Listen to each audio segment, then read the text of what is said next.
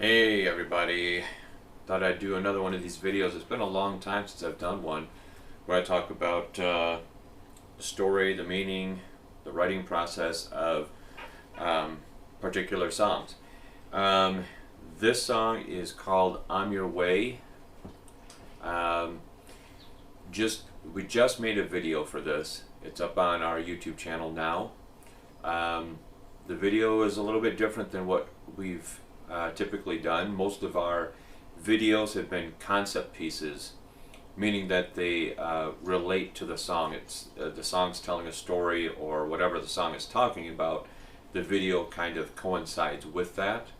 With this video, wanted to do something different, so it's not a concept piece, but it's still a really cool visual uh, accompaniment to the song. And it gave us an opportunity to do something we don't normally do, which is good.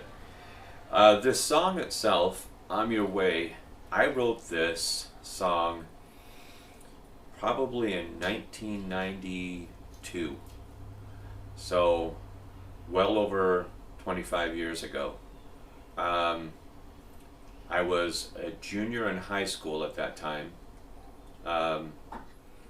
And there was a gal, I'm Your Way. The song is about a girl, okay? And this guy is telling her how much he cares for her and how he can take her away from all the insanity and the madness in the world and what have you. And that was what I was writing, especially back at that time. When you're 16, 17 years old, girls are at the forefront of your mind. Absolutely. And there was a gal that I liked, and we kind of dated off and on, what have you. And so I knew that I wanted to put whatever it was into a song form. So the lyrics came pretty quickly, and then I needed some music. And I was drawing a lot from my Kiss influences, of course, especially when it comes to songwriting, Paul Stanley. And songs like Tonight You Belong to Me or Wouldn't You Like to Know Me from Paul Stanley's solo record have always connected with me very much. Not just lyrically, but in song structure and arrangement. So I was going for that same type of song structure. Another song that was on my mind at that time too was Tears Are Falling, which ties into another song that I wrote called Tears on the Wall. Similar titles, but some of the song structure from Tears Are Falling also made its way into this song. But predominantly it was songs like Wouldn't You Like to Know Me and especially Tonight You Belong to Me, where Paul would start the song off, and I've talked about this before, just dynamically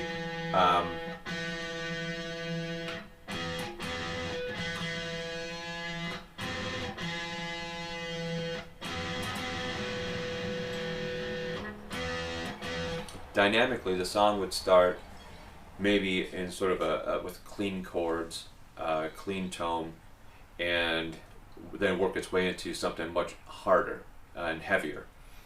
And I really, really was drawn to that. So that's kind of where I was going with this song. So I started playing around with this chord pattern, and it went like this.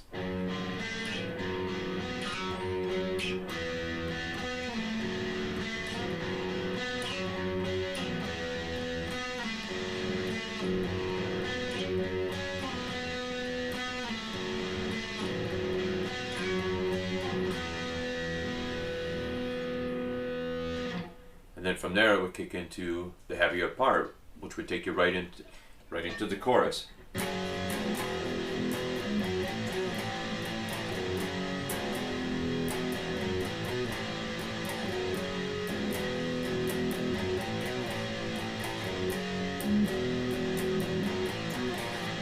Oops, a little out of practice. So that would be the chorus, and then when it would go back into the verses, instead of doing that open strumming, Now it's going to chug right along.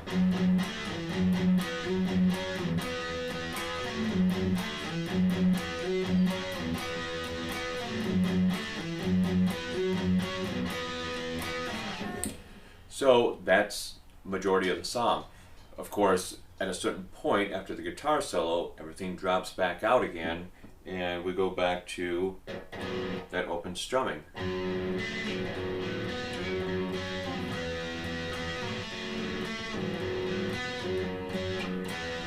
So we go right back into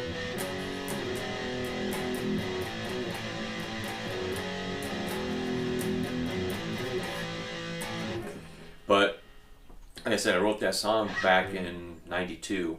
The band that I was in at that time, we ended up playing that song.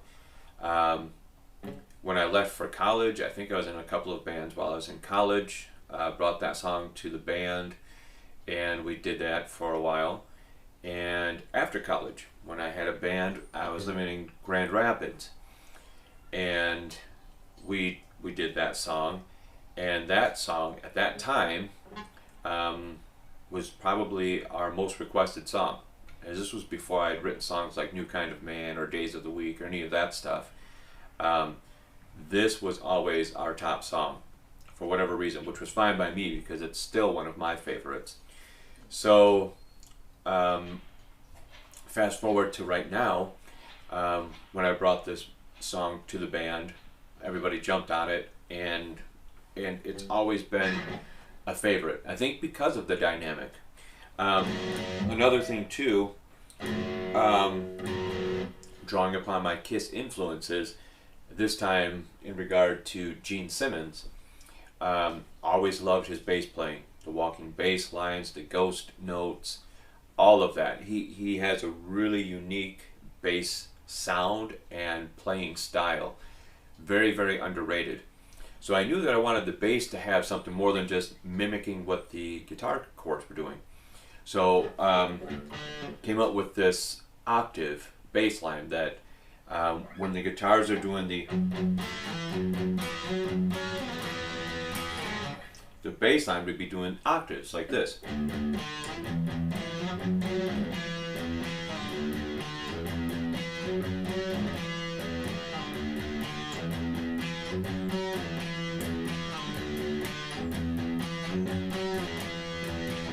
I just think it gives it a better feel, but also it helps to fill in the gaps where the guitars maybe miss. But not only that, but if the bass is constantly mimicking the guitars, it's hard to distinguish the bass from the guitars. If the bass is doing something different, while of course still playing in the same key and hitting the same notes, it just adds that much more texture to the song. And it makes it more enjoyable for the listener because your ear starts to gravitate toward all the differing sounds. And that's how you come to appreciate music, is you appreciate each instrument for what it does. So again, I'm Your Way.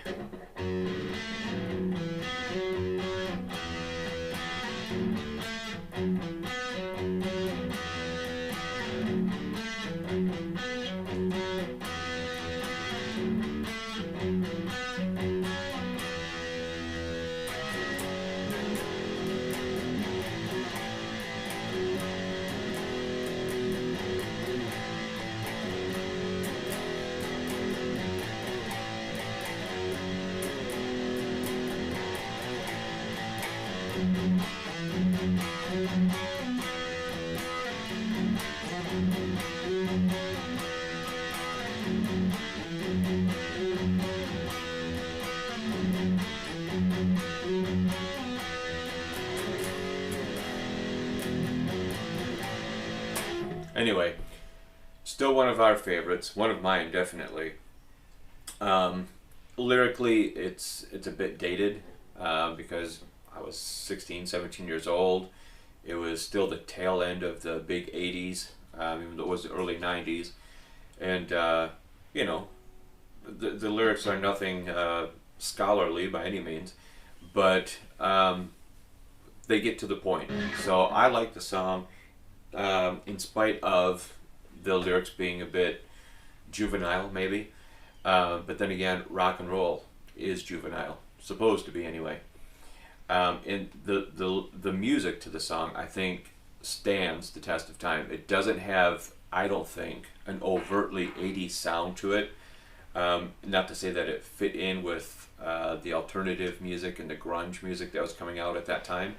I think it rested somewhere completely different because it was based on 70s music. So maybe it had more of a Bad Company or Free type of feel to it.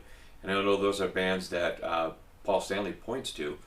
So if I was drawing upon Paul Stanley circa 1978, then ultimately that's pulling back to, late 60s, early 70s, the stuff that he grew up listening to. So I think that's why the song still works now, even though it was written at a time when I think music was still really great. I think 80s music gets bashed more so than it should. Although toward the tail end of the 80s, early 90s, it did get a bit cartoonish and way too predictable. But the early 80s, right up to the mid 80s, I'd say right up until about 87, 88, I think that music is great. I think it still stands the test of time. And I think that more people gravitate toward that music than they do the stuff that came out in the 90s. As a DJ, I can attest to that. When people are having a great time at a wedding reception and they want to dance, they're not asking to hear Black Hole Sun by Soundgarden. They want to hear Talk Dirty to Me by Poison. Now, I'm not saying that one song is better or worse than the other. I appreciate both. But I'm just telling you that for the most part, people of this generation are now pointing back to the 80s. Quiet Riot, Kiss, Motley Crue, Judas Priest, that kind of stuff. More so than Stone Temple Pilots, Nirvana, Weezer, things like that. And again, I'm not disparaging those bands. I think they definitely came along at the right time and shook things up, which needed to happen because the music was becoming a caricature of itself. No doubt about that. But at the same time, I always felt that it was wrong of the 90s bands to kind of stick their nose in the air when it came to 80s bands. But that's a story for another day. My point being is, one of my most favorite songs, again, when we still play it in the band now, it just takes me to a spot because, again, I'm 17 years old again, especially lyrically. And when I play that song, I can't help but smile because it was drawing from one of my favorite songwriters, Paul Stanley. I think his solo record is the best of the four. Maybe an unpopular opinion, but it's true. And musically, I just think that it nestles itself in a place where it can't be labeled as 80s, even though that's around the time I was writing it. And it's definitely not going to be confused with anything that STP or Nirvana was doing. It goes back to a time when music, I think, had a lot more substance and has definitely stood the time. If you put Bad Company or Free or Sweet on right now, it still sounds relevant. It sounds like stuff you would listen to today.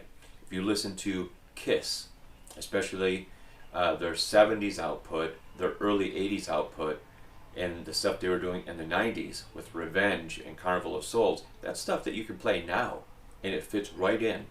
It does not sound dated. Now again, some of the later 80s stuff, even with Kiss, it sounds a bit dated. Stuff like Let's Put the X in Sex or You Make Me Rock Hard. I mean, yeah, it's 80s kitsch if you want to be nice about it. Anyway, so I hope you enjoyed this video. I'm going off on a tangent. Again, one of our most favorite songs is going to be added back to the set list. We took it out for a while. It's going to go back in. I think it's a great song. I'm looking forward to seeing what John and Tony, what they can do with the song. That's about it. next time. I'll see you then.